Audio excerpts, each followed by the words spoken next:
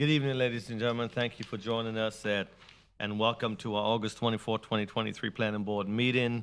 We are happy to have you here tonight. We have a full agenda, as you see, and we appreciate your participation. Any citizen who would like to speak or address the board on any concern or agenda items, please fill out a green form, and you can get that right from Ms. Vanessa. And when you come, please state your name and address for the record, please. Ms. Washington, may we have a roll call, please? Okay. Mr. Barhu? Present. Mr. McLean? Here. Mr. Newman? Present. Mr. Robinson? Here. Mr. Servance? He's absent. And Ms. Washington, present. Mr. Weatherholtz. Okay. He's doing a good job of hiding if he is. Have a quorum? We still have 5. So we do have a quorum. We have a quorum. Okay, thank you very much. All right, we'll now move to item number 3, approval of minutes of the July 27, 2023 Planning Board meeting. Mr. Chairman, with just one slight change that I happen to notice, that it calls that Mrs. Servance called the meeting to order. I think I recall you doing that. And with that minor change, move approval. Second. All right. Is point noted. It's been motioned and it's properly second. All those in favor, let it be known by saying aye. Aye. Opposers have the same right. Carries. Thank you very much. We'll move now to item number 4. Ms. Washington, you read, please. Sure. Item number 4, Eagle, excuse me, Eagle Landing, Phase 4, Site Plan DEV 2023-071, quasi-judicial hearing. Okay. May we hear from staff, please? Good evening, planning board members. My name is Paula Long. I'm a planner with the city. Good to see you all. So a moment. Thank to you. Good evening. Get it all together here. Tonight, I am here to present a request by Parker Mitchenberg of Parker Mitchenberg and Associates on behalf of Daytona Properties LLP, property owner, to approve a major site plan constructing a 38,028 square foot, approximately, 24-unit building in addition to the existing complex, inclusive of associated site improvements on 17.59 plus or minus acres of land. As you can see, the property in its totality is located on Forest Glen Boulevard, south of Shady Place. And this actual project is just south of Phase 3 of this development. You did see on the cover of your staff report, as well as this picture here, it's just the red small rectangle there. This is just a portion of a much larger project. The current future land use for the property is level 2 residential. And the zoning for this property is multifamily residential. Just a little bit of history about this project. Eagle Landing actually began on a separate parcel altogether. December 12, 2013 is when that planned development agreement was approved, and is literally a planned development agreement for just the parcel that's to the north of the project that we're looking at today. Eventually, it did become Phase 1 of Eagle Landing. The project that we're looking at today is actually a portion of the larger parcel that is below this. It's south of that. The second phase of the project was approved on October 1st of 2015. That project approved 96 units. That was Phase 2 of the project. Then November 17th of 2017, Phase 3 of the project was approved, containing 48 additional units. Both the Phase 2 and the Phase 3, as well as the current project, are actually zoned multifamily residential 20, not planned development. They were not annexed into the planned development at all. They are standalone projects. This particular project, as mentioned earlier, is a small portion, literally just south. You can see here the phases. So Phase 1 is the property to the north. Again, that's a planned development in and of itself. Phase 2 to the east was developed as the second part of this project, and Phase 1 literally became known as Phase 1 for Eagle Landing. Phase 3 was done, obviously after that, and now the small portion at the bottom where you see 4 literally is the 24-unit building that is being developed now. Let me just go back a little bit. So we'll have a total of 168 units in this multifamily complex. This is an additional, as mentioned previously, 38,028 additional square feet, giving us a total of 266, 195,000 plus or minus square feet of gross floor area, which does require planning board approval.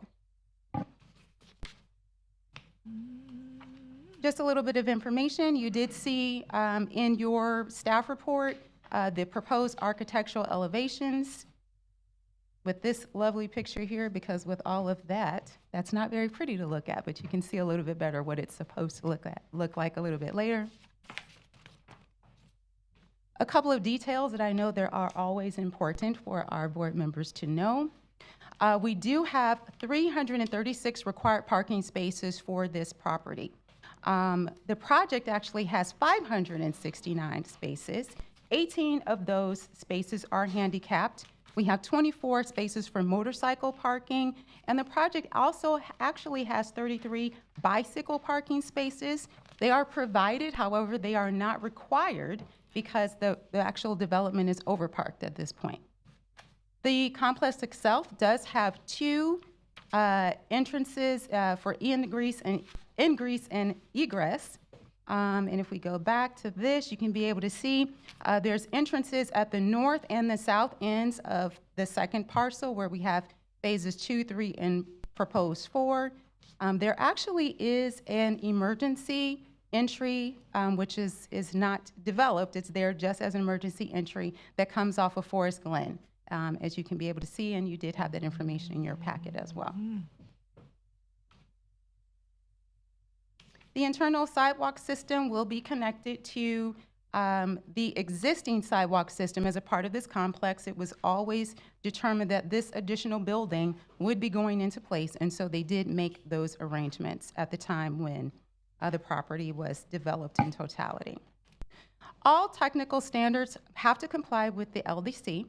Demonstration of completion of the administrative adjustments specifically for building height does have to be satisfied, and outstanding comments addressing completeness of the actual package that was presented to staff.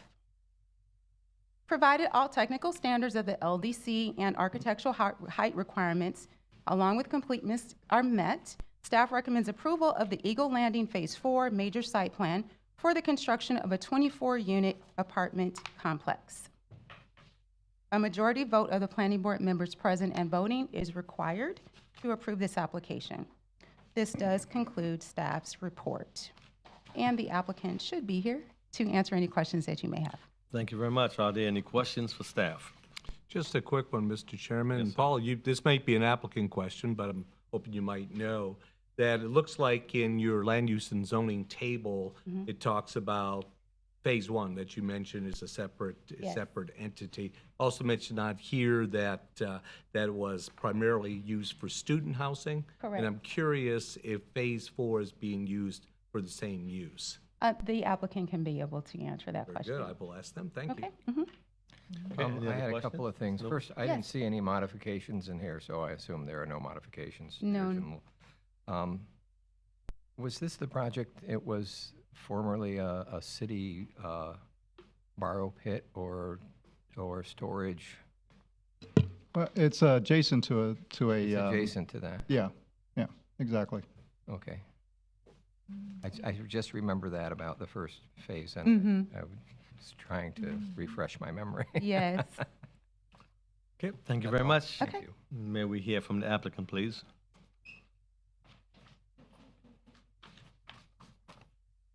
Good evening. Tanner Banks with Parker Menschenberg and Associates, 1729 Ridgewood Avenue in Holly Hill. Thank you, Paula, for your effort on the presentation and staff report. I'd like to first go ahead and answer your question, Mr. Please. McLean. Thank you. Yeah, it would be, catered towards students, still. The impression I got, but I just wanted to have it confirmed. Thank you. Yes, sir. If I can just add on to that, it's a multifamily use, so anybody can actually stay there, but students tend to stay Tend to there. gravitate Exactly. there Yeah. because of the previous phases that have, I'm sure, a number of students. Proximity. Makes sense. Okay, thank you. Are there any other questions? Mr. Robinson? I have in terms of the entrance and the exit off of Shady Place from Clyde Morris to Nova Road, it kind of cuts off when it gets to the Eagle Landing. Is that still the same, or can you go from Clyde Morris down Shady Place to Nova Road? Or I is it- believe Shady Place terminates after the complex. Yeah, That's because correct. it's kind of confusing on your GPS or somebody if you're going for a Shady Place and you end up on Nova Road coming down Shady Place, and you got to turn all the way around to come back to Clyde Morris to get to the Eagle Landings. So I was just wondering if there's going to be any effort to open up that road. Or That's probably more of a question for Public Works. And I don't think at this time they have any intention of developing Shady Place at that location.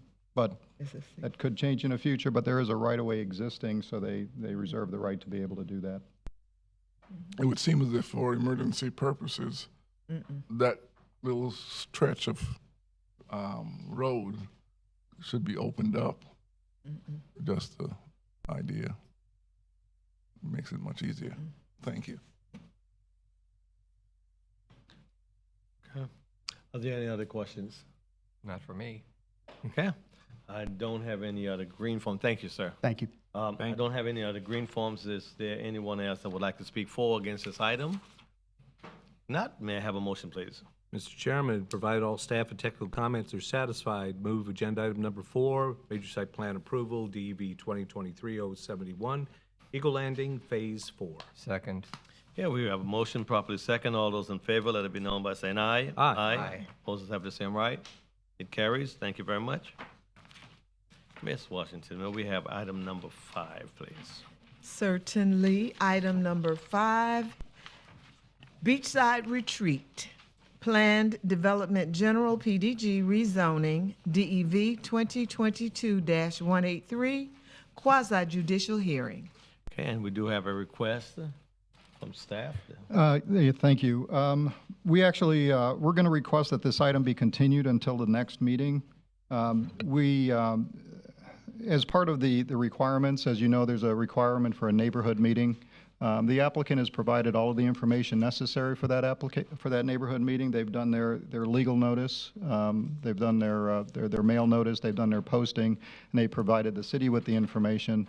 The city, we had a glitch in our system, and we didn't send out a mass email to let everybody know, all of the residents know that this neighborhood meeting was going to occur.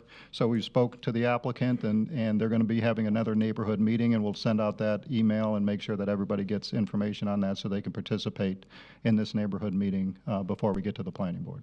Okay, and we do have a request to speak on this item. Should we allow them to speak, or should we just? That would be something they would want to address that at the time of the actual hearing. If they have testimony to offer, it would be offered at the time of the actual public hearing on the issue. If they want to speak tonight, they're free to stay for comments, but again, any testimony they offer would need to be repeated at the actual public hearing. Okay, so I do apologize, Mr. Gus. Again, if you'd like to make comments, you certainly could stick around and do on the public comments tonight, since this item is up for continuance.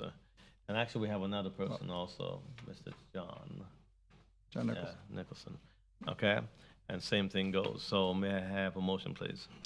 Mr. Chairman, move to approve request to continue agenda item number 5, Beachside Retreat, to the September 28th Planning Board meeting. Second. Okay, it's been motion properly second. All those in favor, let it be known by saying aye. Aye. Aye. Opposers have the same right. Carries.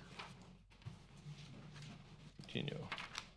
Item number 6, Ms. Washington. Item number 6, Daytona Specialty Food and Marketplace, Planned Development General, PDG, rezoning, DEV 2022-208, quasi judicial hearing. May we hear from staff, please? Hannah Ward, Planning. Good evening. All right, this is a request by Rob Merrill with Cobb Cole. It's on behalf of Danza of Daytona, who's the property owner, and it's to rezone 4.7 plus or minus acres of land from the Tourist Highway Interchange Zoning District to Plan Development General to allow for a mixed-use development that proposes to include a 64-unit multifamily dwelling and a specialty food and marketplace. So the property is located on the east side of Indigo Drive. It's north of West International Speedway Boulevard and east of Interstate 95, I-95, and it's located at 101 Indigo Drive, which is the address to the former Indigo Clubhouse. As you can see here from the current conditions, the former Indigo Clubhouse remains on the property, and there is some vacant cleared land with remnant parking areas also developed on the property. The land use on the property is retail, and the zoning on the property, as stated before, is T5, the Tourist Highway Interchange Zoning District, and they're proposing to change the zoning to Plan Development General. So here's the overall plan development plan for the property. It shows the multifamily dwelling, or the apartment building, along the north side, and then the existing location proposed to be redeveloped as the marketplace along the south side. And then there's 3 access points serving the development. As you can see from the development plan, it's proposed to be one development, even though it has 2 separate components, the component of the apartments and the marketplace. And so some of the things that they've requested relate to the site overall. I'm also going to provide a breakdown of the information between each component of the project. But particularly what I wanted to identify with regard to landscaping is because they're going to be sharing some of the parking facilities, they've requested to waive the requirement for internal lot lines between the 2 parcels that are connecting together, waive the landscaping that would be required so they can have that continuous parking area. Then they've also requested an average perimeter landscape strip of 15 feet, which exceeds the code in some areas, would allow for modifications in other areas where a perimeter buffer is required. But that's primarily because there's existing facilities that they're not proposing to move as part of this redevelopment. And then they've also requested, due to the existing facilities, an average of 17 parking spaces between landscape islands as opposed to the required 15. So I just put this layout up here to discuss those because it's better illustrated on the PD plan than any other document. But to get into the specific details about each component. So we talked about the multifamily dwelling. This will be a new construction. They're proposing a maximum of 64 dwelling units with a maximum height of 65 feet. As you can tell, there's some architectural elements that exceed, and that's where they're requesting the max height. But it's proposed to be approximately 4 stories. And they will be complying with the Land Development Code requirements for 2 parking spaces per dwelling unit. So I put up the elevation showing the west side facing Indigo Drive. It's also similar to the north side that's also facing Indigo Drive as it winds around the development.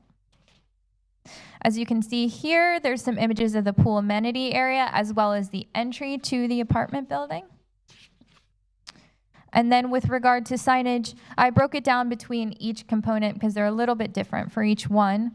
They're requesting to have one 200 square foot wall sign that could be applied to the building. Then they're also requesting 2 80 square foot monument signs at 10 feet high. They're requesting to increase the maximum quantity of signs for a multifamily complex or multifamily development from 2 signs to 3 signs. They've requested to increase the max area from 64 square feet to 360 square feet, and to increase the maximum height of the proposed monument signs from 8 feet to 10 feet. And I provided a clip of the rendering of the detail for the monument sign below. So with regard to the specialty food and marketplace, this is proposed for the redevelopment of the Indigo Clubhouse. And they basically created a new definition that would govern what's proposed to be developed out there. So just to summarize, it's basically a facility that would be intended to accommodate multiple food businesses that would operate simultaneously, kind of like the food hall concept that we've seen in other places. It would provide shared use commercial kitchens and food preparation areas, cold and dry storage, as well as professional equipment that can be utilized by individuals who come to work out of this facility. And then it would also include the sale of food and goods to the public, as well as designated eating areas. So because of the different components to the food and marketplace use that's proposed out here, they proposed a unique parking standard that would govern the use specifically and is broken down by the individual components within the food and marketplace that's proposed. So for the marketplace portion, which operates more like a retail use, they'd be proposing 3.5 spaces per 1,000 square feet. For the micro kitchens, which really doesn't conform to anything in our code, but really facilities for individuals to come and utilize space to cook and prepare foods, would be 1 parking space for every kitchen. For the commercial kitchens, it would be 5 spaces for every kitchen, accommodating larger staff. And then for the food preparation areas, they're proposing 2 parking spaces for every 1,000 square feet. And I've included a clip from the flyover that the applicant will be presenting, but this shows how they're kind of proposing to slightly modify, it's a little dark on the PowerPoint, slightly modify the existing structure for the marketplace. And then this view shows the view facing out towards the pond or the waterway. So with regard to the specialty food and marketplace, they've proposed 1 200 square foot wall sign, 1 80 square foot monument sign with a maximum height of 10 feet, and 1 360 square foot pole sign with a maximum height of 40 feet. And they're proposing that this would also potentially have an electronic message center component, which would be compliant with the LDC for all standards that would be related to its development. With regard to the signage increases, they've proposed the maximum ground sign area in the code for this type of development would be 120 square feet. They've requested a 440 square foot maximum to accommodate the monument sign and the pole sign. And then they've requested to increase the monument sign height to 10 feet from 8 feet and the pole sign height to 40 feet from 35 feet. So this kind of summarizes some of the changes that they've requested, as well as the major details to the project. And I have the 3 different renderings of the signs shown, or the details. The top one shows the proposed monument sign. The bottom shows the wall sign that'd be proposed for the marketplace, and then the EMC pole sign that would be proposed. There is also a note in the staff report regarding the permitted uses, because they have somewhat of an extensive list shown. So the applicant proposed to provide a modified permitted use list that would reduce the number of uses requested to be more specific to what is actually intended to be developed out here prior to first reading by the City Commission. So I wanted to put that note also in the PowerPoint. So provided the LDC modifications are accepted and the permitted use list is presented prior to first reading by the City Commission, staff recommends approval to rezone 4.7 acres of land from T5 to Planned Development General to allow for a multifamily dwelling and specialty food and marketplace. A majority vote by the planning board members present and voting is required to recommend approval to the City Commission, and the item is tentatively scheduled to be heard by the City Commission for first reading on October 4th and for second reading on October 18th, 2023. And this concludes staff's presentation. Okay. Mr. Weatherholt, thank you for joining us this evening. Appreciate you coming. All right. Are there any questions for staff regarding this item number? Yes. No, staff, sir. That's okay. Well, good. Nope, I'm good, Mr. No, Chairman. we're good. Okay. All right, thank you. May we hear from the applicant first, please? Mr. Chair, Planning Board members, thank you. Rob Good Merrill evening. with Cobb Yes, Cole, sir. 149 South Ridgewood. I have a video to show you, but I'm going to say a couple things first. Hannah does a great job. She's so thorough. Not a lot for me to say other than I'll give you a couple of overview comments and then we'll look at the video. The reason why we're here doing a plan development, this already has interchange commercial zoning on it, is this new marketplace concept that Hannah described. I think it can be further described as a restaurant incubator use, which is something that's been done around the country in the last 10 or 12 years. Hasn't been done in Daytona, so there was nothing in the code about it.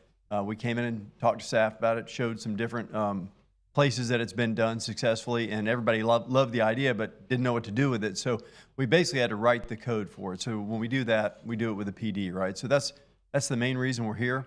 I think that Kevin Schweitzer has done some incredible architecture that I'm going to show you. He's not here, unfortunately, tonight. Joe Hopkins is here if you have any civil-related, design-related questions. But other than that, we're here to answer questions for you. The incubator concept, if I can maybe describe it a little further, includes not just having a common commercial kitchen that folks that are trying to start in the restaurant business really don't have the wherewithal necessarily the capital to start with. It allows them to start on a smaller scale. They also give them, I think, college-level courses about how to manage their business as a restaurant, how to operate the kitchens, how to operate their employee, all the things that you need to learn if you're going to actually start a restaurant. So there's an educational piece to it. There's economies of scale with the master kitchen concept. So, and it's really started a lot of restaurants around the country in different places. So hopefully that's what happens here. We have so many students, we've got so many universities. Hopefully folks that want to be involved in that business have an opportunity here that goes from the school to the next, the more practical level. So I think it's a great concept. The building that we're going to show you that will actually have the marketplace incubator concept is the existing building. I think it was last used as a church, so something coming off the tax roll onto the tax roll, kind of a good thing most of the time.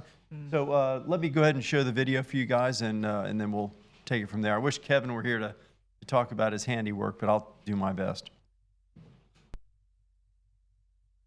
Okay, it doesn't show on that one, I guess. Okay, so this is the existing building. As I mentioned, used to be operated as church. Originally, I think it was the Indigo Clubhouse or sales offices or something like that. But it's a nice building. We're basically going to reskin it, do some painting work on it, et cetera, to make it look nicer. But everything else that you see is going to remain the same. It's got a nice windowed open area to the lake that's behind it that you're going to see in a second. Which will have the places where the people can actually try the food, and there'll be a seating area in there as well. So it's not a restaurant per se. Most of the food will be takeout, but you will have an opportunity to sit in this area here that we're showing to try the food. So this is the residential component. I believe it's 64 units. Kevin did a great job with the architecture. It's got all the wall articulation, the glazing, and the roof articulation, all the stuff that you guys like in your architectural standards. Did a great job with it. Can't say much more other than you can look at it and sort of see what I mean by that. Nice resort-style pool area behind it.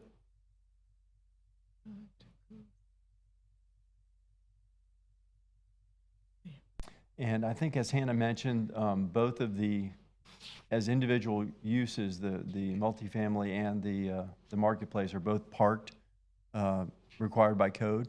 But we're also going to allow the shared parking. We're trying to keep it so it's sort of a shared mixed use, so the people that are in the apartments can come over to the marketplace and back and forth without seeming as though it's a different development, if you will.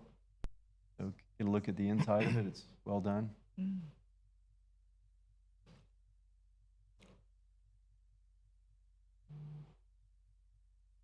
I almost need music or something, don't I?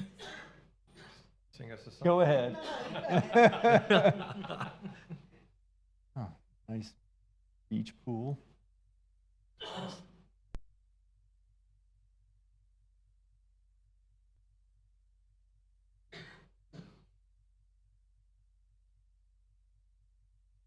So Kevin Schweitzer does a lot of this when he does an architectural rendering, does the 3D, and he actually has a drone, comes around, does drone footage, and so to me, this is a way you actually can see what it's really going to look like, in place, which I think is very helpful. So relaxed. Okay, you can shut it off now. We don't need to do two chapters. But that's pretty much it. Any questions you guys have for me? Yeah. All right. Mr. Robinson, we'll start there. Yes, sir. I like your design. But I have some concerns. Let's start with signage. That's my concern, because the Indigo area back there is a neighborhood. And if I was living back there, I don't think I want these many signs greeting me and the height of the signs. I think that you can still achieve your purpose in terms of the architectural design and stay within the limits of the sign. I don't think you need to modify them. I think you might have less opposition from the neighbors. Even though there's not too many, response in your neighborhood meeting here. And also the concerns about the lift station and the sewer line. Did you resolve that issue? Yes. It's resolved Yeah, legally? so Milverton, you want us to do one at a time? Or Yeah, you want- let's do the signage. So start with the signage. I would say, first of all, as I mentioned, the reason why we're here is because this is a unique product that we're bringing, and the signage was needed, and it's been used in other places like this. Second thing I'd say is if you show can you show the site plan again, Hannah? The locational plan that shows where this is. I mean, we're literally, you could throw a golf ball from the apartments to the interstate. So we have the opportunity to have some exposure on that basis, as well as knowing that you're there in a place that's got, I-95 fronting 75% of this property. So yes, as you get around the corner, we're getting into residential area. I get that. I don't think that anybody really had a particular, at least that we heard from, had a particular problem with the signage. We need it because we've got multiple folks in there that we're trying to promote. So that's the reason for the additional signage. I do believe that Jessica told me that some of the actual numbers that were in the report were probably larger than we really needed. Yeah. Because, you say you want to get exposure off of I-95, but when I'm driving that section I-95 and I'm going 65, 70, I'm not going to stop to read the sign and turn around and go visit your property unless I'm exiting off of 265 to come back around. So I don't see the justification for the increased signage.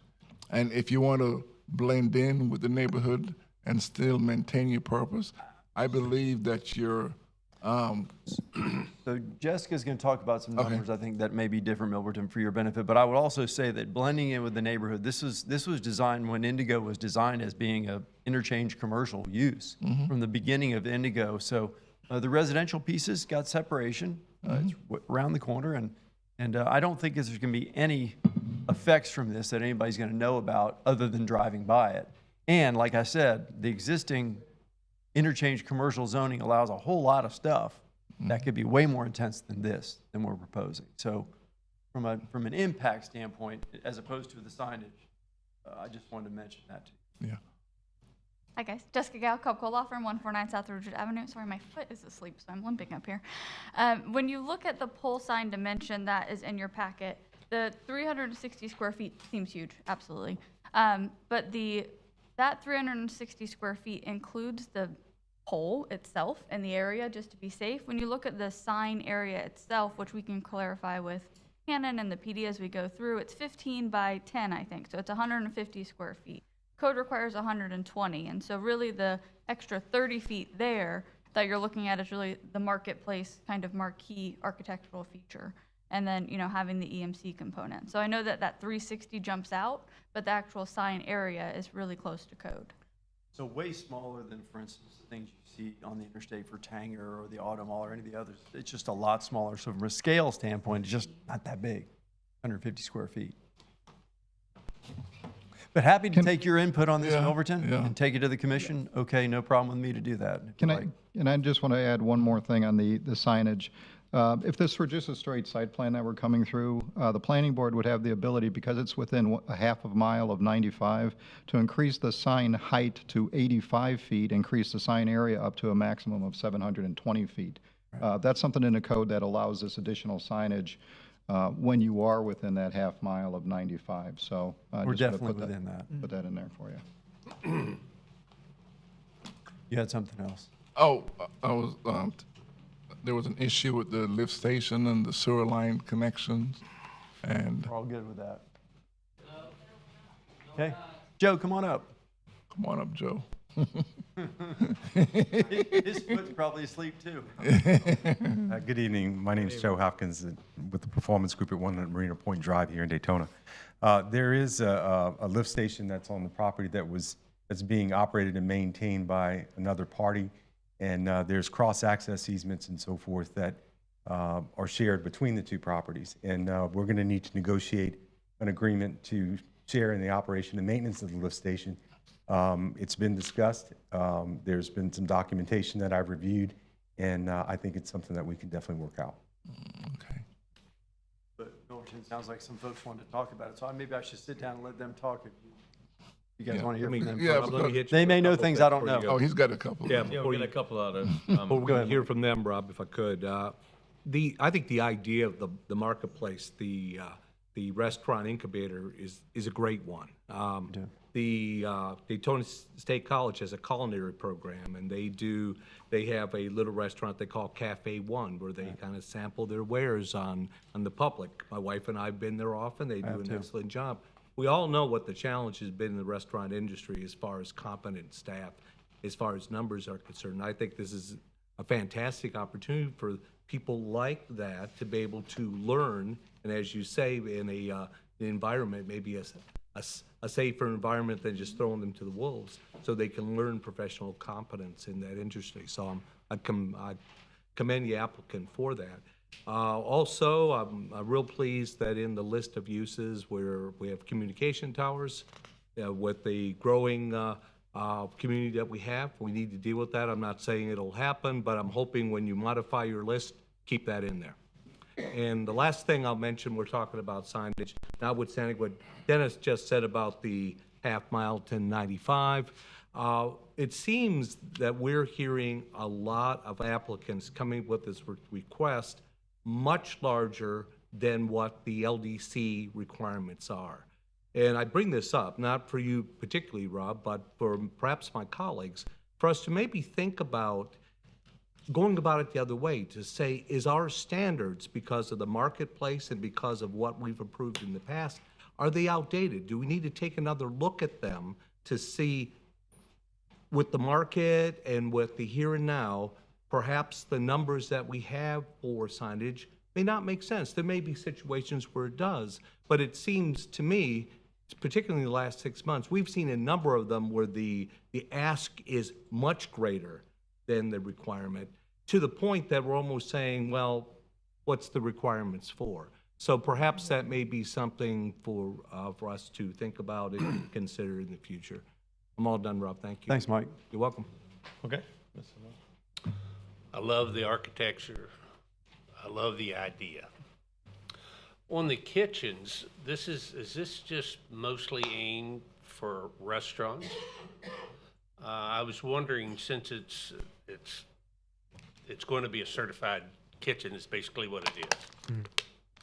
Could an individual come in and, excuse me, use the kitchen for another use? Somebody that goes to a marketplace that has to have a certified kitchen, could they use the area? So anybody who leases, so they'll actually, the tenants will lease their own space to do whatever it is they're doing, whether somebody's starting a bread baking company or something, but they don't have the facilities. They can do that there. You can do things that are related to food service, anything that's related to it, where you would be able to utilize the kitchen and or the education that you get from the folks that are running the program. Yes. So I don't think there are really any limitations about, who could come try it, right? So any particular... Well, see, like, you have a lot of people that comes to markets, farmers markets, and, and they're selling, pasta. But they need, in order to sell that, they need to have a certified kitchen in order to come and, and to sell their product. Right. And I think this idea of the concept, if that is in the scope of it, is an excellent idea. I do have a problem with the signage, but as my colleague said, maybe we ought to look at the standards and see, because every time, as he said, they come in and want larger and, more signage or the visibility. In the location, I think that the signs are large, but probably a good idea for the location. Yeah, so I mean, I appreciate that, and the answer is if somebody's doing something at the farmer's market or the flea market and they need to do some production here, absolutely, that's one of the uses here. They might not need any education at all. They might just need a place to package the peanuts or whatever it is they're doing. Whatever they're doing. That absolutely is going to be a component to this. I would say on the signage to all of you that are thinking about signage, you guys, a lot of you guys have been up here doing this a while, and we've had almost all these PDs, the signs seem to want to be bigger. So Mike, I think, is right.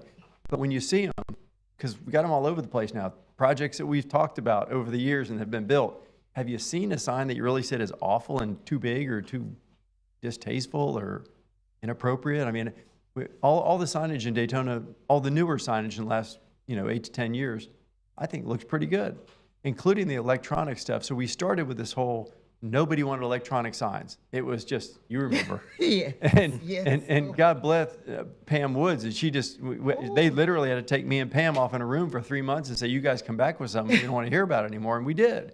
And so the electronic product that you've seen come out, people finally start to say, okay, this isn't the end of the world. Actually, it looks good. And it's a way that people can have change copy. So multiple, tenants, multiple businesses can actually get the word out.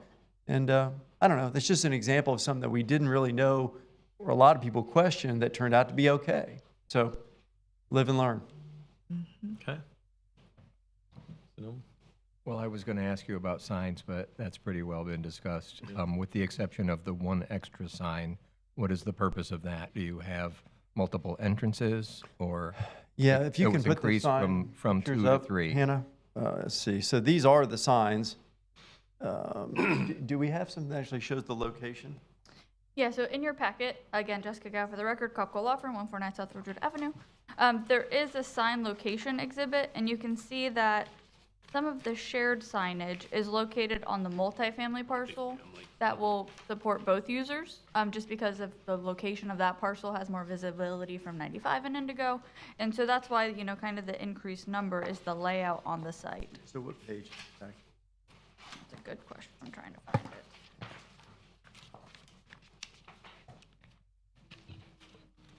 I know I saw it, but let me find it. I think it's attachment D, Yeah, perhaps? attachment D. Yes, it is. It's sheet 2 in attachment D. So you can see that there's sign number 4 and sign number 3 are right there on the multifamily parcel, and then sign number 3 is on the shared kitchen. And the sign number 1 is actually located just beside the building itself of the proposed kitchen. So they're not all out there along the right of way. One's closer to the building. Yeah, and I'm not opposed to signs. I just, when there's an increase like that, I just like to know why. Yeah, and I think that Jessica pointed out what I was not able to recreate, which is that when you look at the bigger sign and you measure it, it really is not much bigger than what's allowed. And then when you put in the whole half mile from the interstate thing, then it can be 10 times as big. And we've done some of those, so it's definitely within that half mile. So, and we're much smaller than what would be allowed under that provision. So.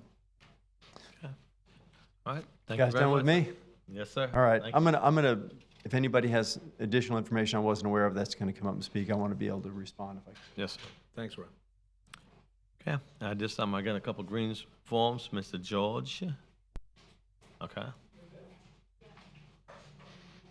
And when you come, we're doing a 3-minute timer. That's for all speakers. Name. Well, he's the applicant. No. The applicant gets I the know how it floor. works. I know Yeah, how it works. okay. We're more latitude. Maybe somebody else will give me part of their time. First of all, my name is George Franek, F-R-A-N-E-K, 140 Wingfoot Circle, Daytona Beach, Florida. That's in PUD Unit Development 4 of Indigo Lakes. That's been there for about 35 years. I'm here to talk and maybe refresh the attorney's memory. The original intersection of Indigo and International Speedway is not what it is today. It was actually considered a rural road.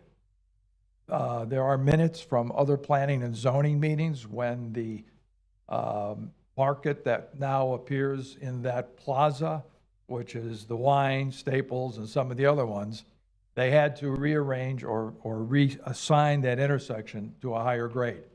They also prohibited traffic from turning out of that development onto Indigo because the residents at that time were absolutely concerned about the traffic taking a shortcut on Indigo from International to Williamson. And we all know Williamson has grown, all the other streets have grown, but Indigo has not changed in 35 years. You look at that area where this proposal is going to, hopefully not going to take place, but there's no drainage. There's no storm surge, there's no nothing. I see in the proposal that they have something that may be taken care of, and I'll try to hit some of the points, but it's a rural street. It's made to be small. I don't know if the city would accept that street today under the conditions that you now have. Some of the PUDs in that area own their own streets. They're not city streets because they don't meet code.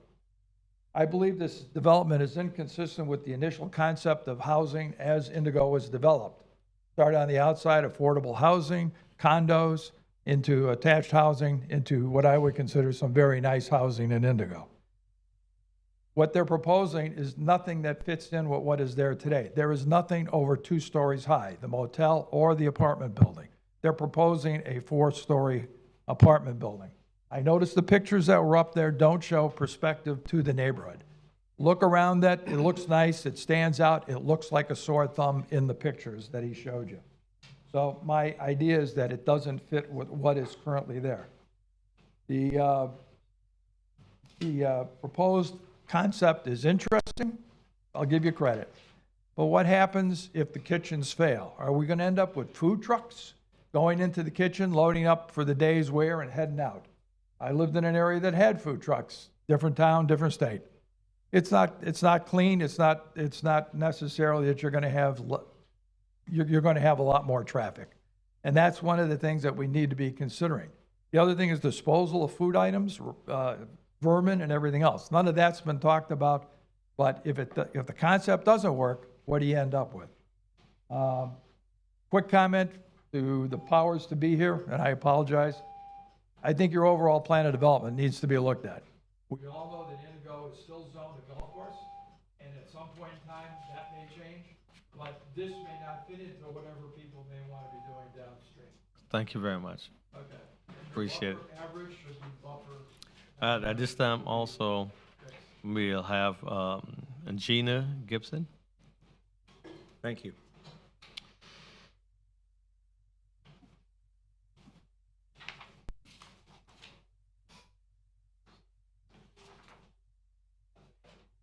Thank you. Good evening. evening. I'm Gina Gibson. I am the vice president and the daughter of the owner of Lamachi's Village at Indigo Lakes Apartments that is currently existing, has been there since the initial development.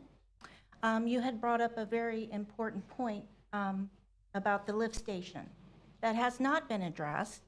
Our attorney, Scott Simpson, had sent a letter to the previous owners stating that their sewer line connects to our lift station, which is as old as 1984. We have rebuilt the lift station 10 years ago. The concern is that their sewer line goes through our sewer line through the lift station, which we maintain and repair. In addition, it goes through our utility meter. So my question is, with this new development, are they going to have their own sewer lines, their own lift station? That's my first concern. Second, on our survey through Upham, the ingress egress to our apartment complex is used for our residents. Will that be used as well with this development? My other issue is there is a bridge and a pond that is not maintained. It is not our property. The bridge is ready to fall into the pond. There is seaweed and all kinds of matter if someone would come and take a look. And as the prior gentleman mentioned, there is flooding anytime we have a downpour in front of Best Western. one of our residents totaled his car trying to drive through Indigo. But my main concern is the lift station and the connection of the sewer lines and the entrance and the exit to our apartment complex and how will it affect our residents. We have 8 buildings, 64 units, and it's a 2-story building. That is my concern.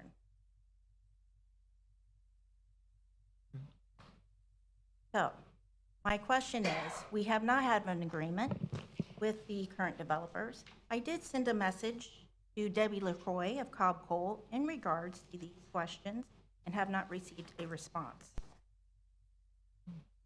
I would like for the city, please look into this, as I feel that this would be too much, and I am against development.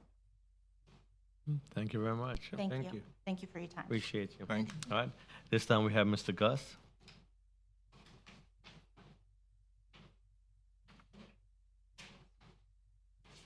Hello, everybody. I'm Gus. I live on Beachside in Daytona, and I feel like it's Groundhog Day. Same places, same players, same cards, same thing. I'm just gonna say I was here for item number 5, which was continued, which is the same thing that happened the last month that I was here for. Another thing that I was here for continued.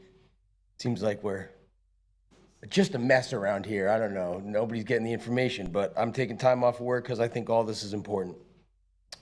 It's always the same arguments. It's the same lawyer, same arguments for the same projects. It's been done before in places like this. We need this. Other people do it. Well, I'll take your input, Mr. Milverton, but then I'll just take it to the commission. I've heard that 3 times in a row for every single thing that someone disagrees with. In other words, I'll bypass you and just go through the commission. It's frustrating to me, I must say, and it just seems like there's this, and I don't know if this is offensive, I'm sorry if it is, but an incestuous relationship between this particular law firm and what's going on here, because it's on everything. Every notice I get is Cobb Cole, everything. And then they come in here and tell you guys what you need. And some of these people, we're just getting walked over. The people that you guys are here to protect us in our town, in our way of life. And you put up a giant sign in someone's backyard, or a 400-foot condo in someone's front yard, or you neglect the economic engine of our whole town, our whole city, by putting important maintenance off on the beach and trying to guard against hurricanes that we knew we could have put, tried experimental reefs out that would have stopped some of the erosion already. And now here we are, and we're in this place, and it's something new every time, and they did it last time. Anyways, I'd like George to finish up his stuff, but just remember that we love this town, and we want to keep it the way that it is. This is actually a great development. I think it's great. It looks beautiful, I think, and I don't live there, so I can't say. I don't want to say for those people, but it looks great. I just don't know why we have to keep on making exceptions. Like, we have codes and zones, like the sign's there. This is the way it is. We bought the property, the signs are supposed to be this way. Let's do it the way we do it, so that the town stays nice. That's all, and it doesn't turn to a different town than we live in right now. Yeah. That's all. Thank you very much. Thank you. I don't have anyone else. Anyone else wishes to speak for or against this item? Okay. Okay, let's make sure. Ann Ruby, 137 Park Avenue. I am generally in favor of this concept because the idea of an incubator for restaurants is just so fantastic. It won't just affect our ability to make it a tax base, put it back in the tax rolls. It'll also create jobs for the residents who live here. And I just wanted and I have eaten as I've traveled in these types of sites, and they're fantastic. You get some great food. I would like to hear maybe if Mr. Merrill could address 2 things. One is, can you use the central kitchen if you're not leasing space? And I wasn't quite clear if that was answered with that much clarity. Do you have to be a tenant in the building to use the centralized kitchen? That's the question I have. So in other words, could food trucks come there, cook there, and go out and not lease a space? I think that needs to be really clear. And then I'd also like to hear the lift station and drainage addressed more. But thank you. I'm in favor of this otherwise. Okay. Don't forget to turn in that green form, please. Thank you. Anyone else that wishes to speak before we have the attorney come back? Okay, Mr. Merrill. Rob Merrill again for the record. I'm I'm sorry we're here so often. I guess we just have a lot of cases, and you guys see me a lot. So Gus, sorry about that. And I appreciate I think what he said were positive comments, and Ann as well. The first two speakers, George and Gina, you know, talking about the Indigo Drive and the access and stuff, he did tell me something I didn't know. I didn't understand that there was limited access originally. But I will say that as I said before, this has been planned for interchange-related, you know, fairly heavy commercial use since the beginning of Indigo. So this has not changed. And really, the only thing that we're doing differently here is this new use. So really, the biggest, other than the nuances that some have asked questions about the signage, the new use is really the reason we're here. So if you like the new use, hopefully you'll support this, because otherwise I will remind you that this is a zoning that allows 40 dwelling units per acre. It allows, I think, unlimited building height, I think. Correct? Unlimited building height. It allows a 3 FAR, which means this is 4.5 acres, so it allows, I don't know, 750,000 square feet. Do the math, 43,560 times 4.7 times 3, you know, somewhere in the 600 to 800 square foot. It's huge. It allows lots of big stuff here right now. We're not asking for anything else.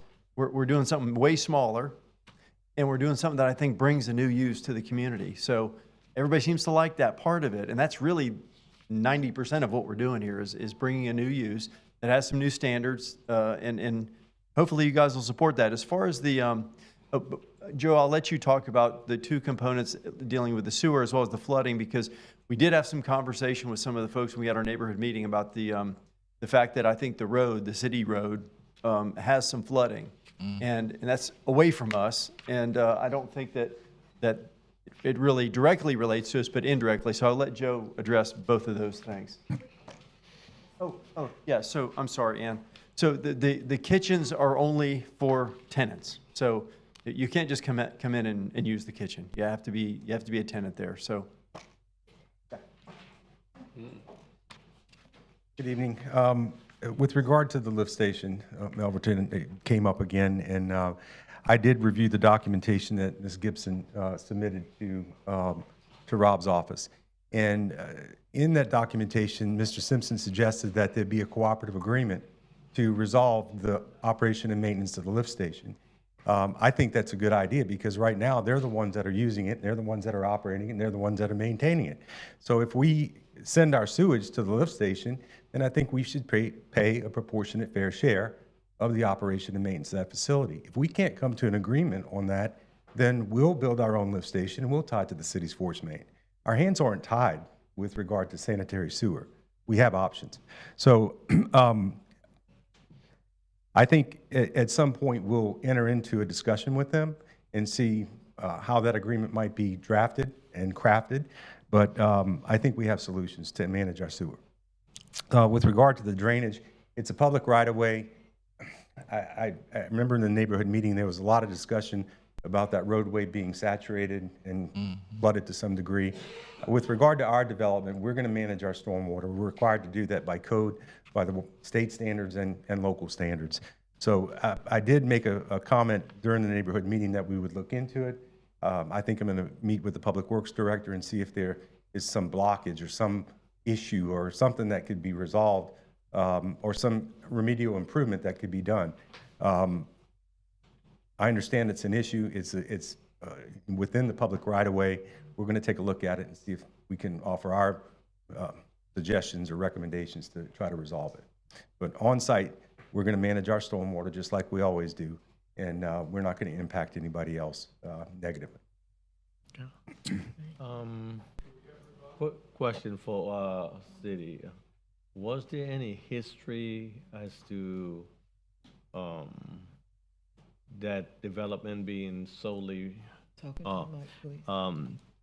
Was there any history as to the development being solely for the Indigo, or was it open to public access? I mean, what history do we have? Because I know when you started off, you were talking about there was some history, and I heard one of our speakers address the history was only for certain things.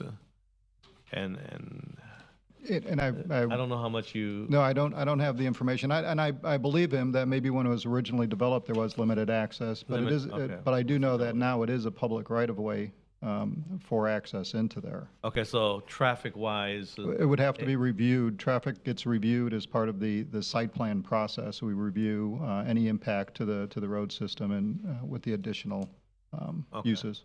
Okay. And Tony, I meant to answer the lady, Mrs. Gibson's question about Yeah. access to it, and that related to, I think, more internal access.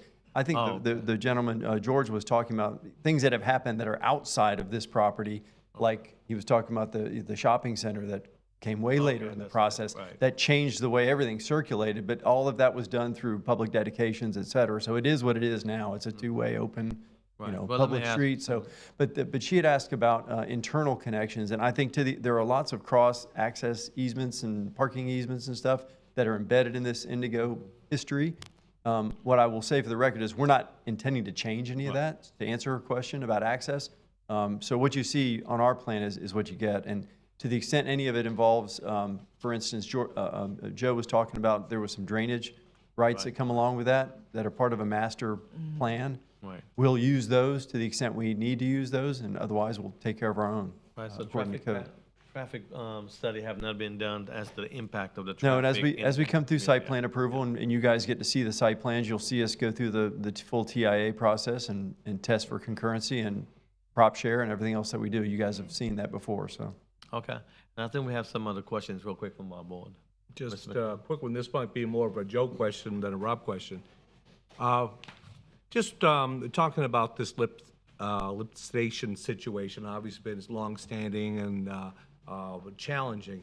Can I ask you to commit to the idea that you're going to get together with the residents, see if there's a middle ground that you can find on this? If not, you've made it clear that you have other options you can pursue. But I would hope that the first step, and we go about it in an honest and forthright way, is to say, let's see if we can come to a conclusion that's in the best interest of all parties. Can you commit to that this evening? Absolutely, absolutely. And Mike, one point of clarification. Our property has been vacant since the cat was a kitty. I mean, it's never been developed. They put some infrastructure in place, some parking and stuff, with the intention of developing more apartment units. I talked with Dick McNerney. He had a long history with this property when he worked for Indigo. And so it was intended for us to connect to that lift station. By virtue of us not developing over time, they took over operation and maintenance. And I looked at the easements. It went back and forth. It was a very complex document that was crafted by Indigo itself. And I commit to working with them and having a discussion with them. If we can, I'd rather have one lift station than two, for the benefit of everybody. That's all I need to hear you say. Thank you. Yes, sir. Okay, Ms. Waterhouse. In your mic, please. You know, when talking about the lift station and the sewer, knowing you well enough, it doesn't sound like that you have anything in writing that says that you can use their lift station, or am I wrong? It's much more convoluted than that. There's easements between the two properties with these gravity sewer lines crisscrossing between the properties. Okay. Ultimately discharging into a lift station on their property.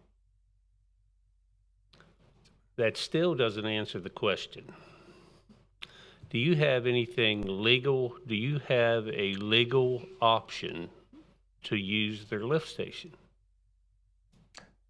I'd have to defer to our counsel for that. I don't know. I know the agreement that Scott Simpson drafted that Ms. Gibson was referring to. Scott suggested that there be a cooperative agreement to share in the operation and maintenance of that lift station. It was tendered by them to cooperate. Let me just jump in. Vernon, I would say we did include, and I meant to say this earlier, Mrs. Gibson was asking about the letter from Scott Simpson and the documents and such. I didn't address that because I think we're in a zoning hearing. We're not talking about separate legal rights that are real estate-based rights. You've asked questions about them. So I would say the document's here. It's in your packet. You can reach your own conclusion. I'm not going to give you a legal interpretation. It's not my role here to do that. What I will say, though, in the context of what we're talking about here, which is a land development approval, is, as Joe said, if there are rights, like I said a minute ago, that we have, we'll try to use them and be cooperative. If we don't have them or we can't cooperate, we're going to do our own. We have to by code. Yes. Yeah. And do you have adequate right-of-way and everything, if that's the case, to do your own? I Yes, mean, we can to do our hook own. into the city, a force main or whatever? So- You have the so as you- area to do that. So as you know, when we get into site planning, Site plan we'll have review. to make sure of that. And the answer, I think, is conceptually yes, but we're talking about, cartoon plans here, it's zoning. I think that's a big issue, and, the other thing is drainage. We're having more land. Do you have adequate area to retain the runoff from the property as per code? Yes.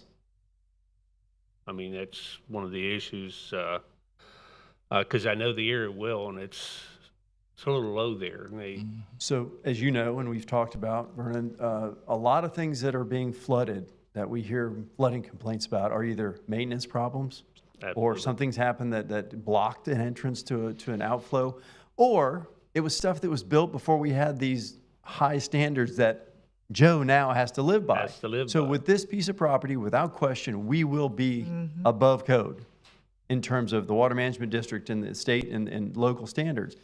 Maybe not everything else around us has been built with those safeguards. But as Joe said, he wants to talk to the city about their road, which is where the flooding is taking place, because we don't want flooding on the road that goes to our project either. Absolutely. Right? But those are just some of the things that I think that needs to be addressed. And as you say, if it's coming down the line, I like the concept. I really do. Yeah, me too. And, but getting those barriers taken care of, I think it's very important for it to go through. We'll make sure you guys see that with the site plan. Mr. Robinson? Mr. Joe, the questions or the concerns I have, and the audience have, is it more appropriate for this setting or for the site plan? For the site plan, okay, because you're asking us to approve a zone change, but your request is somewhat flawed and incomplete because the issues brought up was not addressed in this document. And, the many objections were not resolved. And that's why I'm asking, is it this the appropriate forum so that when I vote, I can say then I voted for the project. I like the concept because it's not a new concept. Might be a new concept here, but I've seen it before and I know about it. The issue is where it is now and the neighborhood. We tend to forget our neighborhoods because we have this magnificent, concept or design or architectural rendering, but we tend to forget our neighbors and our neighborhood. And even though it might be near the interstate, it doesn't take away from the aesthetics and the growth of the city and our neighbors. So that's why I'm asking, the objections brought up. If I voted to recommend it, can I, with good conscience, says, well, the issues brought up is going to be resolved before we get to the site planning? So Milverton, can I try to answer? Because David just said site plan simply, and I think he's absolutely right. But the long and short of it, I want to say from our part is, I wasn't meaning to be disrespectful at all about the neighbors. I was talking about proximity. I was talking about the neighbor, the lay of the land. We absolutely, part of our job is to look at the lay of the land, the neighbors, the neighborhood, hear from them, which we have. But the level of specificity of the things we've been talking about as it relates to sewer, water, drainage, all those things get worked out at the site plan. we do need to talk about them, and the reason why is because folks showed up and said, we're having a problem. Right. But the answer to them, and so they don't think you got some jerk lawyer who's kicking the can down the road, is this is not the right place to do it, but we will be doing it. And I know they don't like to hear that, but that's, Joe can't go engineer the size of the water lines and the sewer pipes until we know we can build something. And that's the concept that we're talking about today, is that just the use. And so they will have an opportunity to see the site plan, to see where Joe is exactly going to put the lift station, if he has to do a second one or not, or connect to the one that's there. All those things are going to come forward when we get to that point in the process. So I sense their frustration. I understand it. We're not trying to be difficult. We're just trying to do our job when the time's right to do it. So if you wanted to say in your approval that we want to make sure that it comes back with a site plan that meets all these conditions, that's fine too. But the code says that. Yeah, I would think, Mr. Chair, can I? I would think that at your neighborhood meetings, you might try to explain the process a little better to reduce the major objections or problems that we have when they come here. I know we're going to, before we recommend it to the city commission, we're like a referee somewhat, and everybody's going to bring their issues to us. But maybe if the neighborhood or the neighbors understand the process, right, they might be more cooperative and acceptance. I don't think they disagree with your concept, but it is the mechanics of, of getting there that I think they're having issues with, because, just like the ones before that comes before us, it is beautiful, but it also comes with the perception that, like the third gentleman says, is it an incestuous affair? And that's not a good statement or perception that the public should have for either us or for your firm. And so I believe that a much more a better explanation of the process and the mechanics.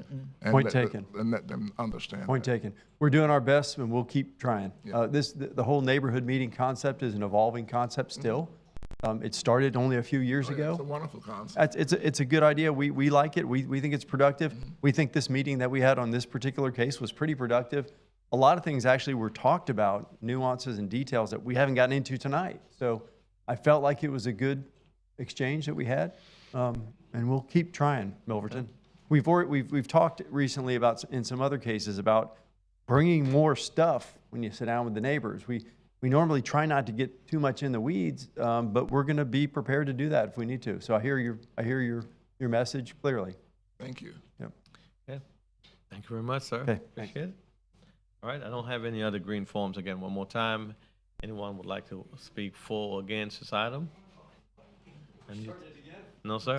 No. Okay. No, you got it. I don't have any more. You want to come back on up?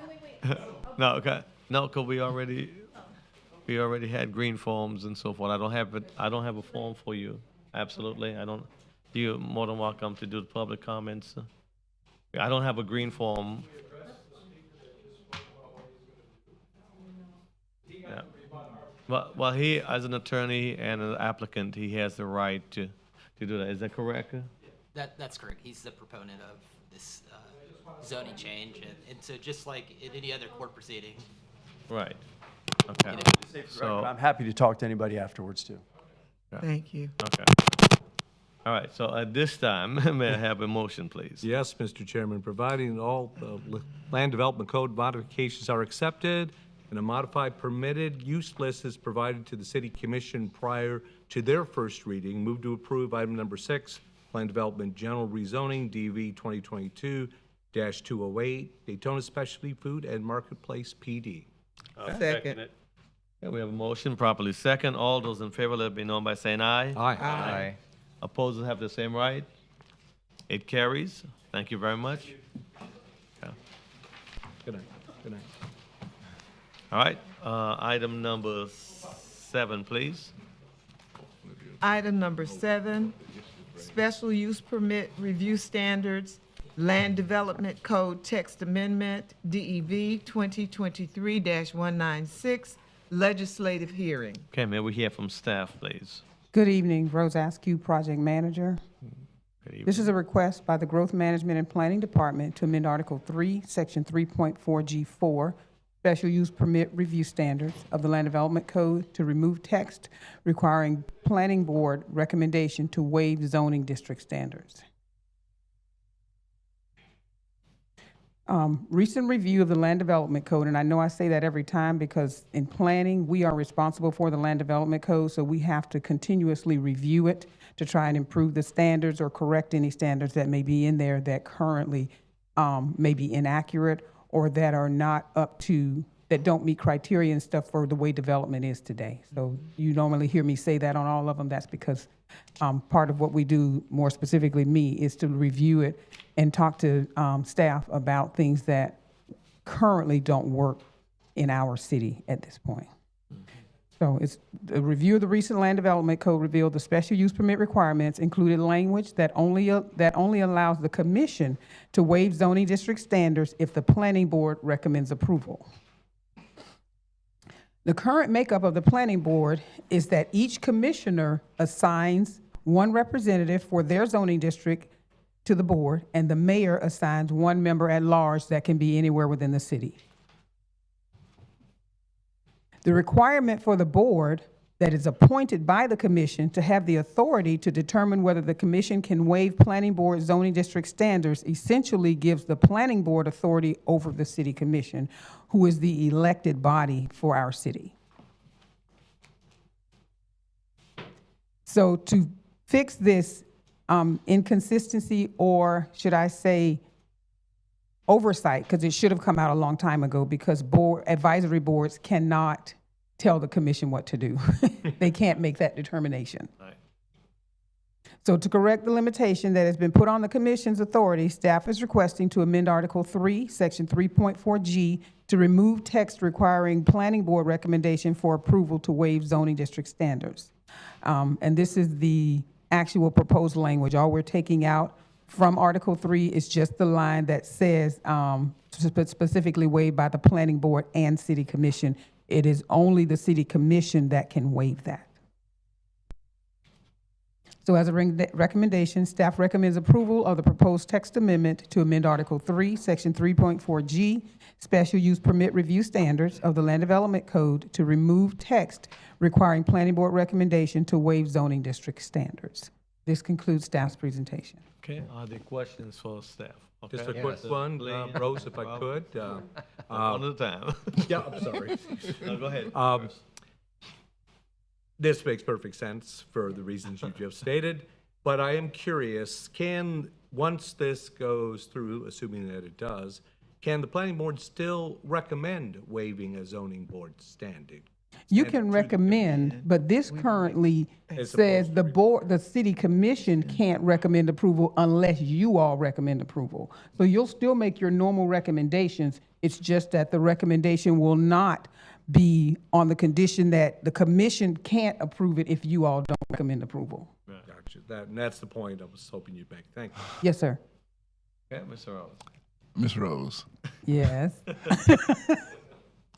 I have a tremendous amount of respect for you and your knowledge, but in this instance, I think it is a little bit flawed.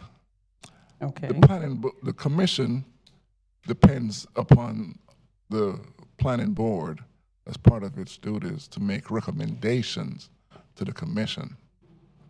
If you take away that piece of the job, it will not be there as part of our duties, and our job is to make recommendation.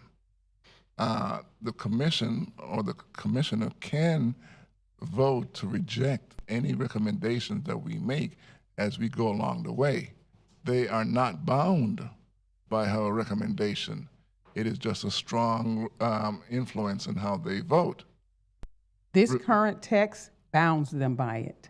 That's why you're still going to make your regular recommendation like you do for any project or any amendment that comes through, but this regulations bounds the commission to only be able to recommend approval if you all recommend approval. So that's the reason we're taking it out. So you'll still have all of your regular recommendation stuff that you do. It just won't you won't have the ability to tell the commission, well, because we decided we don't want to recommend approval for this, you can't do it either, because that's essentially what this language does. And for us, the commissioners trust our judgment. They do, but they don't want to be bound by your decision Well- to tell them whether or not they can approve something just because you all may not want to approve it. Then they have their authority to remove us, right, as their representative. Well, they're wanting They're us to remove this trusting- language. It didn't tell me that, but they're trusting our judgment to make recommendations to them. Correct, and you will be making recommendations, but you will not be able to tell the commission that just because this board does not want to recommend approval, they can't. And that's what this language does. It limits the commission to say that if the planning board decides we don't want a project that goes through the special use permit process, they can't approve it either. And that's what this language says, so that's why we're taking it out. So you'll do your regular recommendation like you do for every project. This language says anybody that does a special use permit, if this board says, no, we don't want it, the commission can't approve it. So we have to correct that inconsistency. I don't, Tying their hands. but I don't see that here, though. I don't see that. Let's read it. Let's go back and read the language. Yes, please. This language, the way it currently reads, it says, section 3.4GB, that in order for the city commission to recommend approval for any request for a special, that has to go through the special use permit process, they can only do that, it says the standards in the zoning standards, unless the requirements are specifically waived by the planning board. That's not consistent. The commission is our elected body. There is no other body, especially advisory boards, that can tell the commission, we don't recommend something, and because we don't, you can't recommend approval for it either. And that's what that language tells them. They can only recommend approval if this board decides they want to approve something through the special use permit process. As the governing elected body for the city, no other board is higher than the commission. So we can't have a limitation that tells our elected officials if an advisory board doesn't want something, they can't do it. However, initially, it was put in as part of the rule. I agree, and it's I incorrect. That's believe- why we're fixing it. No, I believe it is up to the commission to fix it, not us. This goes to the city commission for their approval. But we have we to, should the not- process is, text amendments have to come to this board Right. first. So we are going through the process of following through with what we've been directed to do. And it has to come to you all first, and then they finalize it. We can't skip the planning board. We have to allow you all, as the local planning agency, to see what we're amending in the code so that you all are understanding when it goes to the commission. But when we bring things to you all, it's not things that we just arbitrarily decided. This one causes a serious issue for the commission. If they want to approve something through the special use permit process, they can't do that if this board says no right now. And we've talked with our legal department, and that's the reason we're having to take it out. We have to make it consistent with all of the other types of recommendations you all do.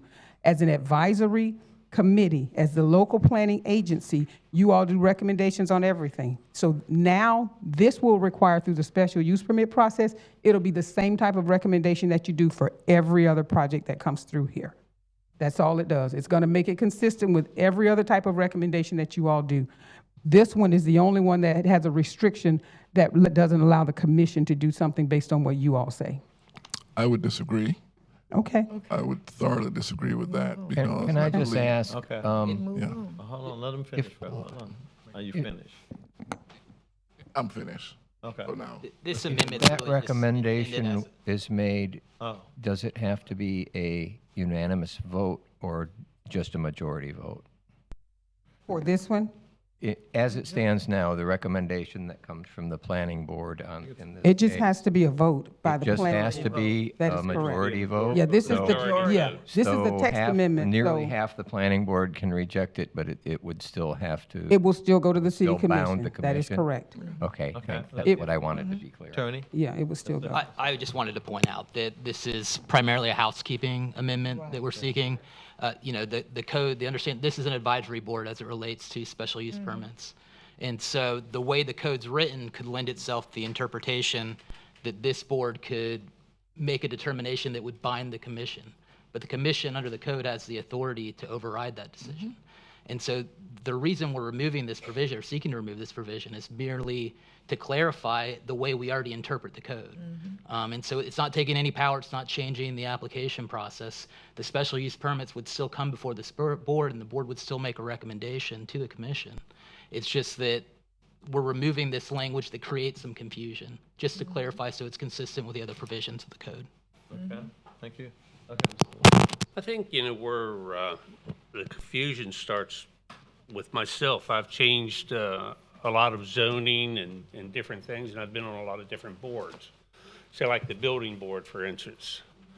The city commission, if the building board makes a decision, the city commission, I don't believe, can override their on that. I can't speak to that. I 'Cause have to look at what their regulations That has to go to are. the judicial. That has to go to the court system. So not all boards are advisory boards. And say like this one, where it gets in the weeds is special use permits. Special use permit to me is say like, I have a lot and it's zoned residential, single-family residential, and you want to get a permit to park cars on it, doing Bike-Toberfest or one of those. That's a special use permit to me. No, sir, that's to not. me, I'm just saying. No, sir. I didn't say that that's what it is, but that's where the confusion starts. And, I have a problem. By state statute, you have to have a planning board. Am I You're the correct in local that? planning, yes, sir, you're the local planning agent. And I don't know whether the state statute, this would be, determines the legality of the planning board. No, sir, it does not. This is not something that's part of the state statute. This was a regulation that's from our old code from a long, long time ago. We used to have other regulations. This one just didn't get taken out, so it's a housekeeping. We had other things in our code, in our previous land development code, that when we adopted our new one, we took them out because it also had confusion when it came to who had authority over approving things. And so we're trying to clarify that the final decision of who has authority as to whether or not projects, whether special use, rezonings, whether they're, is the city commission. That's all this does, but it has nothing to do with your role with what you do through the Florida statutes. I can understand, some of the boards are, are kind of not insequential. But the planning board, I think that if you take this away, and it's like you say, the big issue is, each commissioner has appointed us. One of us here. So, whatever zone that you represent, they don't trust your judgment? Is that what they're saying? I don't see that. I can understand the authority on it. I do. Believe me, I do. Yes, sir. But it just seems that a board of the significance of the planning board will be overlooked. No, And we're not overlooking you. Why? We're not overlooking you. You will still make your normal recommendation. The difference in what this says and your normal recommendation is you make a recommendation to the commission. Whether you recommend approval or denial, it still goes to the commission for them to make final decision. This rule says if you don't recommend approval, the commission can't recommend approval for it. That's why we have to fix it. That's what this rule says right now. That's what this rule is. And most of the times when our recommendation goes to the city commission, they normally go along with the same recommendation. Yes, sir, they do. Yes, sir, they do. So it has nothing to do with them not trusting you all or anything. It has to do with the order of how things are supposed to proceed, and the commission has the authority over everyone, planning board and everyone. And right now, this is giving you all authority over the commission. And so we have to fix that. Okay. Okay. Just a quick comment, if I could, Mr. Chairman, Just a second, please. Mr. Robinson, and then. I don't see the confusion Mr. Chair. Don't either. And I don't see the need because the planning board, whatever decisions or recommendation we make, can also be overridden by the commission. And I believe that the commission does have the authority to make any special rules or laws or to the land, whatever rules is on the books. And if it's not there, I don't think we should be making the rule for them. Because if we decide that we don't want to change this, then what? What happens? It I don't still see the moves forward to the confusion. commission for them to vote on it. Right, and if This is only the regulations. It's not an actual special use permit. I understand. So this recommendation will be like your normal recommendation for Exactly. any text Yeah. amendment that comes through. So if we decided that we don't want to change it, they can vote to say, we're going to change it. So there is no need, I don't see the need for this. This is not a housekeeping issue or a confusion issue. I think it all depends. It is a housekeeping issue. I don't, Hold on and a it's, second. I don't see the housekeeping issue. Okay. I think it just look as if, I don't see it. I don't see, it's all in the eyes of the beholder. I don't see the issue for All right. it. Thank you, Ms. Mr. McLean. Chairman, I'll be brief. As someone who's served in elected capacity on both the local and county levels, I can tell you beyond a shadow of a doubt, the elected body gets the last bite of the apple. Yeah. Period. So whatever we do or don't do here, whether it's necessary or housekeeping, it's going to be dealt with on the elected level anyway. So this is, in my opinion, a lot of discussion over very little. Yep. Okay, Ms. Washington. that was more or less what I wanted to say. It's procedure, and the land development code is, they do housekeeping chores from time to time anyway. This is an update so that the record is straight as to the procedure. I don't think you need to update it. Okay. It needs to be done so that it's documented. That's another housekeeping chore. We're cleaning up the rules. And we have done several of this before. This is not the first one. Right. Yes, sir. Just clean up the language so everybody's clarifies the interpretation and doesn't cause more discord or confusion. Okay, are there any other questions? No? Again, thank you. This is the actual applicant also. I do have a green form for Mr. Gus. He's going to come and he's going to address item number 7. That's the only green form I have. So if you wish to speak for or against this item, I need to have a green form like now. Thank you. Hi, guys. All right, thank you, sir. Just me again. I just want to say, I know how it just seems funny sitting out there listening to you guys talk about how this goes down. It's like, hey, you can all vote no on this right now, and it's just going to go to them, and they're going to vote yes on anyways. It's the same way with all the other projects that we bring in here to you guys, and it's kind of funny to me because here we are we spend hours and hours of our time here doing this, and they're just going to do what they want, and which is why I think that one of the two, so I know that there's 2 major law firms in town that handle everything, and I know that they're great at what they do, and that's why they handle everything and everything, and I say, people coming in here and they're doing all this, it's always the same people asking the same thing, using the same excuses, we did it here, we did it there all the time. So I know it's going to go to them, but it just goes to my point as before, when an applicant, you guys refer to them as the applicant, when the applicant comes in and starts dictating to you guys what they need, and then when you have questions, legitimate questions, a lot of you guys, I really thank you. I mean, for real, you guys do a great job up here. I've been here the past 3 times, and you guys ask great questions. I came in here most of the time, and I'm like, they already said what I want to say, but I want to get my words out there. But you guys do a great job. But if there's people that can come in here and say, we need this, and well, I'll take it on under advisement, Mr. Robinson, but I'll just go around you to the commission. It's very disheartening for the people that think that the commission and the planning board work to help us in our best interest when we hear somebody behind that comes up here for every project, every one that I've been here for and all my announcements and says, well, thank you for your input. We'll just go around you to the commission. It's you guys can help mold this town in its progress and its growth in a way that keeps it the same town and lets other people, everybody enjoy it, rather than letting people come in here and cast a shadow over what a beautiful place this is, with all the excess and the things that aren't like our town, like our city. I know the future's coming. And that new project, I thought looked really great. It was 4 stories, but it's way on the inside. Why can't we do some of them 4 stories on the beach side, where there's not so, I think we got a little backwards. Let's put the tall ones in the middle and the short ones on the end so we can all see the beach. I'm just saying, you guys are our first voice. We're trying to talk to all of us, all the people that come here that you guys always see me with here all the time.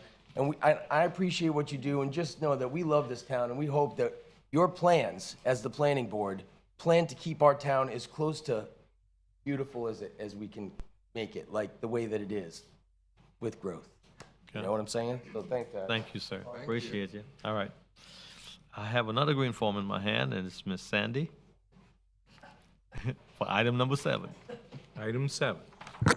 Sandy Murphy, 136 Park Avenue.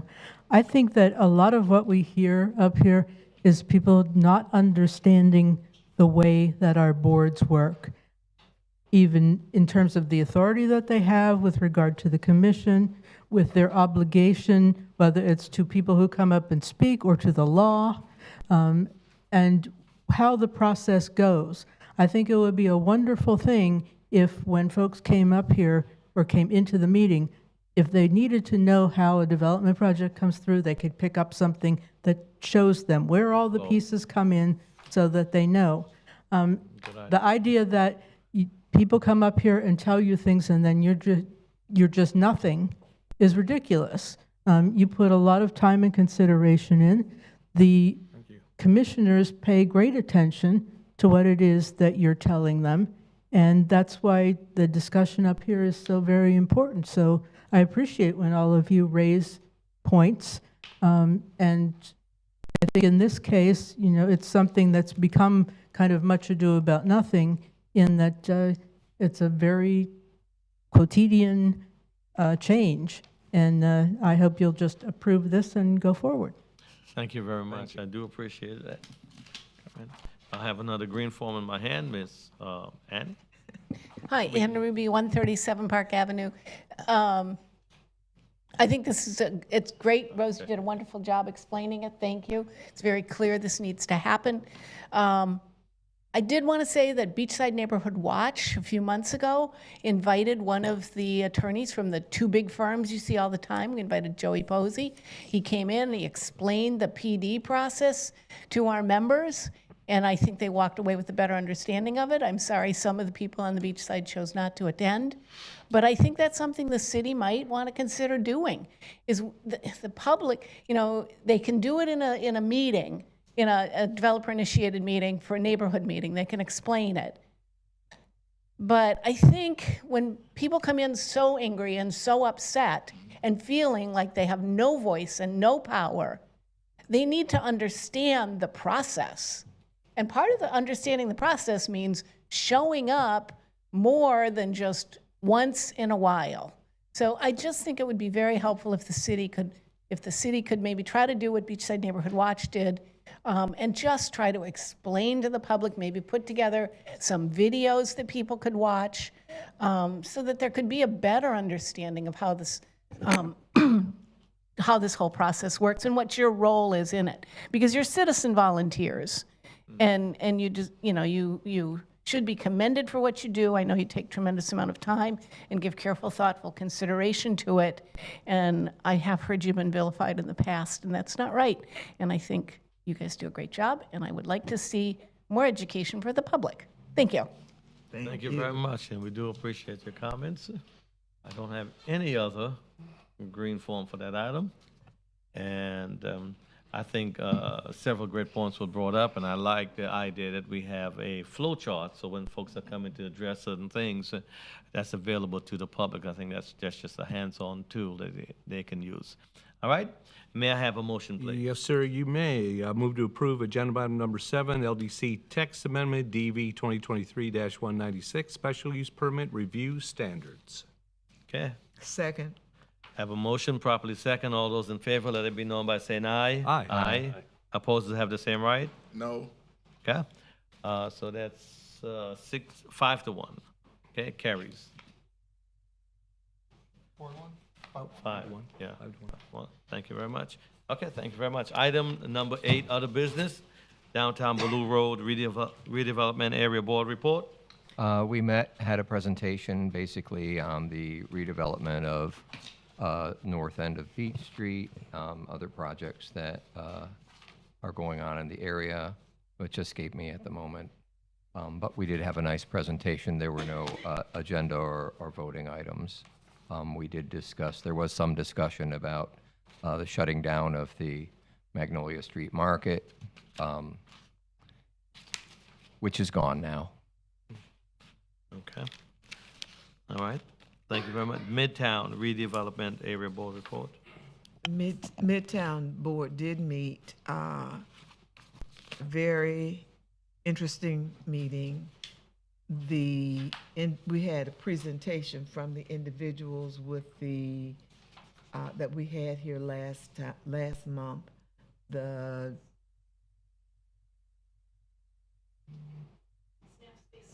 Yes, that group. And the individuals that were present were in awe at what could be done with those homes. It was a very interesting meeting, even though it was my second time seeing it. I'm just amazed at what they can do. Our meeting was short compared to what we have been through. And the people walked away with loads of questions and interest in that project. Okay, thank you. Beachside redevelopment area board report. Okay, no report. Public comments, and this would be Mr. G.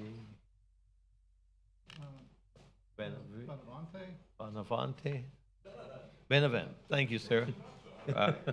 In the neighborhood, anyway. Good evening. My name is Javier Benavente. I live at 614 South Beach Street. I'm here tonight regarding an application recently submitted by Race Coast Marina to change the zoning of a 3-acre tract of residential land on the northwest corner of South Beach Street and South Street, just a few blocks from here. Okay. They would like to change the zoning from MFR 40 to PDG in order to build a large dry stack boat storage facility. The 3-acre site is located in the city's downtown redevelopment district. It includes a contiguous tract of parcels bordering and within the downtown historic district. The block is currently 100% residential. Frankly, a boat storage facility would be a great asset. The marina infrastructure we could only improve. It'd bring jobs, it'd bring people. Unfortunately, the site plan for this particular plan is flawed. The plan calls for the heavy use of industrial equipment capable of lifting 40-foot boats about 60 feet in the air, and then taking those equipment onto South Street, making a left, going down, crossing Beach Street, as well as crossing the Sweetheart Trail. I mean, it's a silly start. So also the combination of industrial and commercial doesn't really fit for the mixed use definition for high intensity mixed use in a residential area. Also, nowhere in the comprehensive plan that I can find do I see the city encouraging marina development on the west coast, the west side of Beach Street. All the marinas seem to be somewhere on the water. Makes sense. But the most critical item here, I think, is the loss of that residential tract. I mean, we need people downtown. The Esplanade, the beachfront park that's opening. I mean, it's 4 blocks. I live there, okay? It's a great place to live, great place to bike, great place to walk. Be perfect. We can do both. An opportunity. This developer needs land that he can build a boathouse on. He's going to do it. Second time he's tried. He's tried it on the east side, couldn't do it there. Now he's tried the west side. The city's got perfect land. It's underutilized, needs investment, needs redevelopment. I'm talking about the basin. 355, 400 basin, right across from the channel where your just invest $1 million into the City Island Recreation Center. Be a perfect place for a boathouse. Trade the land for that. Take control of that residential tract.